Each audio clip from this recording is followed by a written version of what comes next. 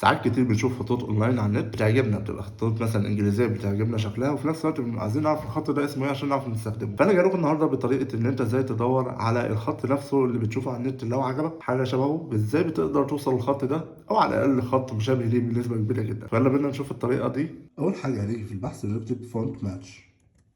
تاني حاجة هنفتح أي موقع من المواقع دي. أنا عن نفسي بستخدم الموقع بتاع فونت سكويرل.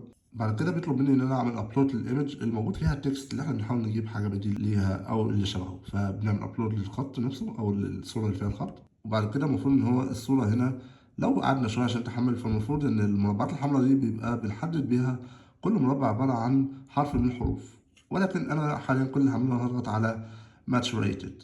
بعد كده بيجي لنا الخط اللي احنا حاطينه فوق ده اللي احنا اساسا كنا مختارينه، وبعد كده بيجيب لنا الحاجات الشبيهة بيه، والليست دي موجودة هنا وحاطط لنا تحت في نفس الوقت اللي احنا كنا مختارينه، على اساس ان احنا نعرف نقارن ما بينه وما بين الموجودين هنا. فهو بيحاول يجيب الحاجات اللي اكتر حاجة شبيهة ليها، وفي نفس الوقت من على الجنب هنا بيقول لك اذا كان الخط ده مدفوع او الخط ده مجاني. وبس كده، اتمنى اكون فدتكم باللي انا قدمته لكم النهارده. فلو عجبكم المحتوى اللي انا بعمله ما تنسوش تعملوا لايك وشير وسبسكرايب، وبس كده.